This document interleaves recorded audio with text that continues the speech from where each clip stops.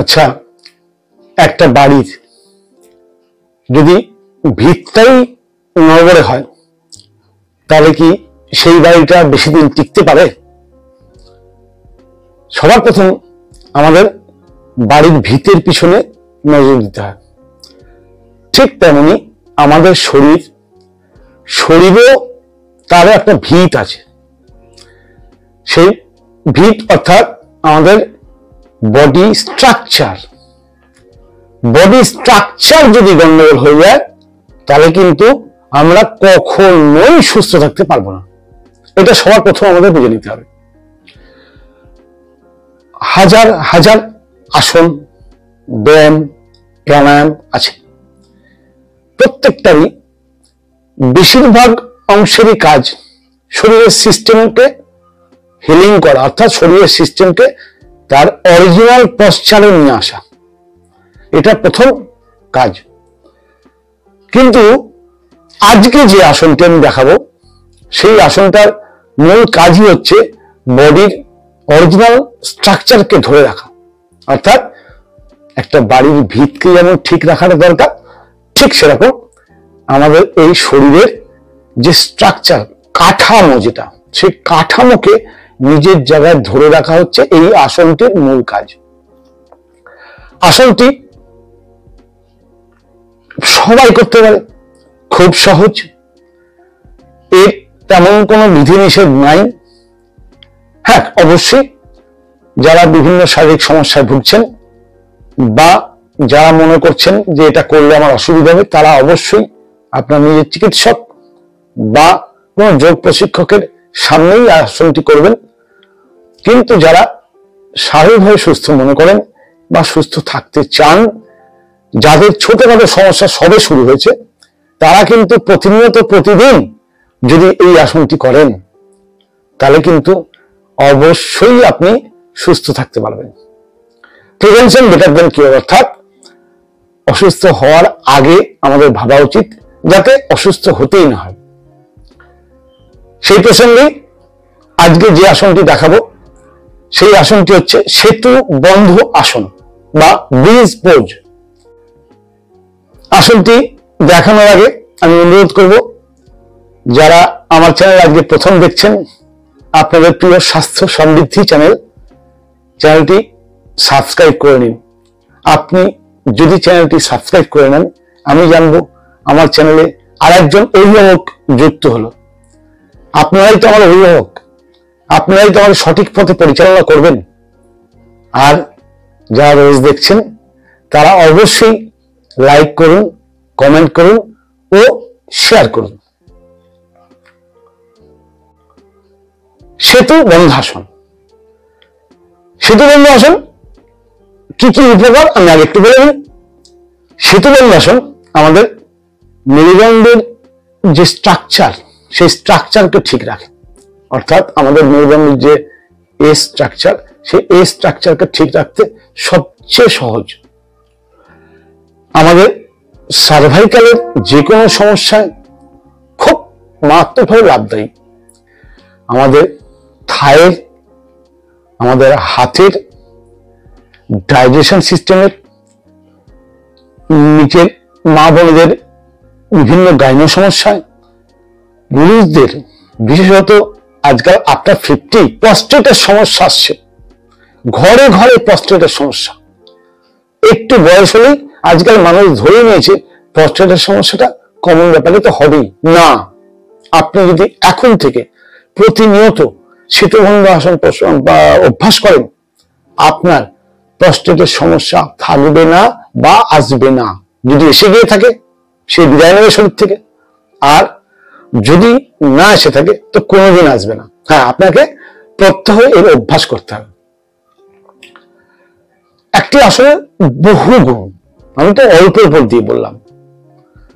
থাইরয়েডের গ্ল্যান্ডের উপরে বিশাল ভূমিকা আছে। আপনারা দেখবেন যখন আসনটা করা হবে আপনারা বুঝতে পারবেন শরীরের কোন কোন অর্গানের উপরে এর প্রেশার আসছে।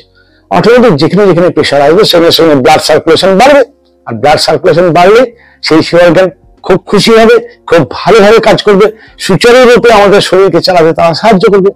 তারা ঠিকঠাক কাজ করলে তবেই না আমরা সুস্থ থাকবো। কারা করতে পারবেন না?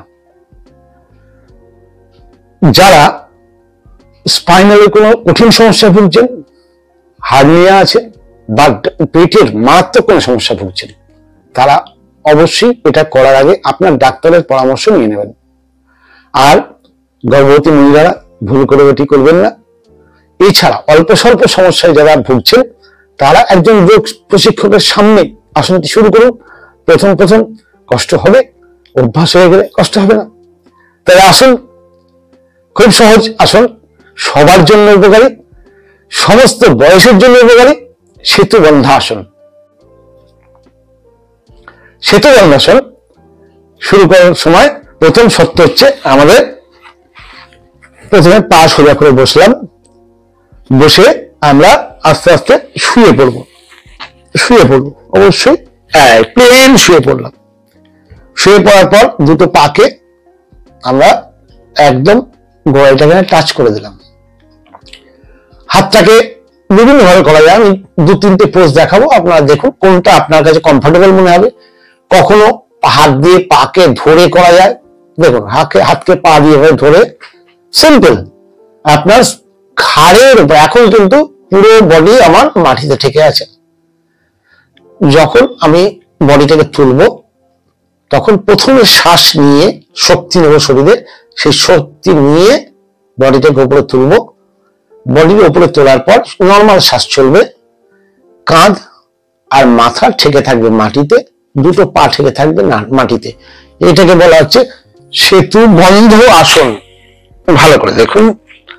এবার উঠে যাওয়ার পর শ্বাস স্বাভাবিক চলবে, কখনোই শ্বাস আটকে রাখবেন না, শ্বাস একদম স্বাভাবিক। অন্তত 20 সেকেন্ড থেকে শুরু করে 1 মিনিট পর্যন্ত আপনি এভাবে থাকা অভ্যাস করতে পারেন। পাকে বেশি ফাঁক করবেন না, বডির সমান সমান্তরাল, ঠিক আছে, একদম নর্মাল। যতক্ষণ পারেন পিঠটাকে দেখুন অ্যান্টি পশ্চার। আমরা সাধারণত পিঠের মেরুদণ্ড যেভাবে আমরা সারাদিন কাজকর্মের মধ্যে দেখাই তার উল্টো পশ্চার, আর কিচ্ছু না। মোটামুটি দেখানোর জন্য 20 সেকেন্ড হয়ে গেছে, আমি নেমে গেলাম। মতান্তরে এটা অন্যভাবে করা যায়। আমি এখানে প্রথম পেজে দেখালাম পাকে ধরে, দ্বিতীয় পেজে আপনি পাকে না ধরে হাতকে এভাবে রেখেও করতে পারেন। জাস্ট এইভাবে হাতকে এভাবে নিচে রেখে করতে পারেন, যেটা আপনার কাছে কমফোর্টেবল মনে হচ্ছে আপনি সেভাবে করতে পারেন। সেতু বন্ধ আসন প্রস্টেটের জন্য তো মারাত্মক উপকারী, ব্যথা ছেলেদের জন্য প্রস্টেটের মারাত্মক উপকারী ব্যায়াম সেতু বন্ধ আসন। মতান্তরে আপনি আর একটা পোজ আছে, সেভাবেও করতে পারেন, যেটা আপনার কাছে কমফোর্টেবল মনে হবে। সেটা হচ্ছে হাত দুটো নর্মাল রাখলাম, এই উঠলাম, ওঠার পরে হাত দুটোকে এইভাবে জোড়া করে শ্বাস স্বাভাবিক চলবে, শ্বাস আটকে রাখার কোনো প্রশ্নই নেই, কারণ আপনাকে মিনিমাম 20 সেকেন্ড থেকে 1 মিনিট এইভাবে থাকতে হবে, তবেই কি উপকার।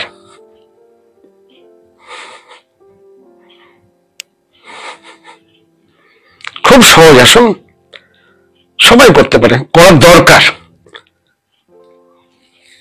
আস্তে আস্তে নেমে গেলাম, হাত নর্মাল, ঠিক আছে। নিশ্চয়ই আশা করি বুঝতে পেরেছেন।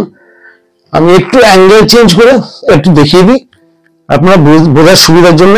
প্রথমত এইভাবে এই উঠলেন, হাত দুটো ধরলেন, এটা একটা সিস্টেম। আমি সমস্ত অ্যাঙ্গেলে আপনাদের দেখিয়ে দিচ্ছি, এইভাবে একবার দেখে নিন। পাটাকে কিন্তু এরকম ফাঁক করবেন না, আবার এরকম ঠেকেও থাকবে না, বডি স্ট্রাকচার সমান, জাস্ট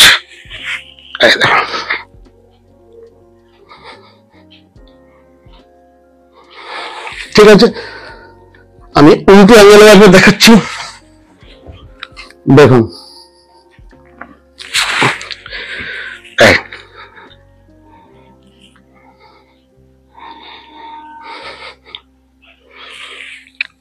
নামলাম।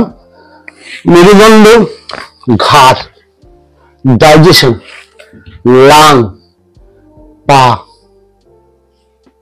মস্তিষ্ক, স্ট্রেস একদম রিলিজ হয়ে যাবে। বললাম না, এর মেন কাজই হচ্ছে আমাদের শরীরের কাঠামোকে ঠিক করা। শীতবন্ধাসনের কাজই হচ্ছে শরীরের যে মেন আমাদের কাঠামোটাই ঠিক হয়ে যাবে। অর্থাৎ বার্ধক্যকে ধরে রাখতে পারবেন, বার্ধক্য আসতে চাইবে না। শরীরের বয়স হবে, কিন্তু 80 বছর 100 বছর বয়সেও আপনার কর্মক্ষমতা থাকবে।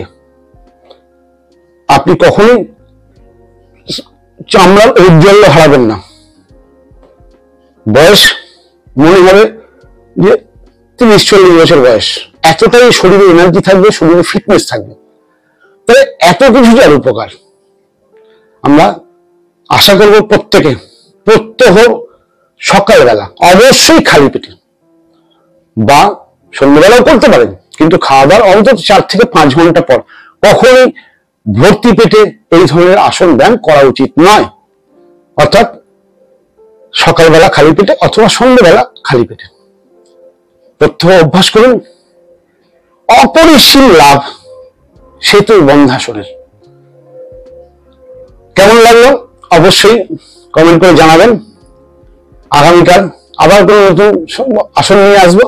ততক্ষণের জন্য নমস্কার।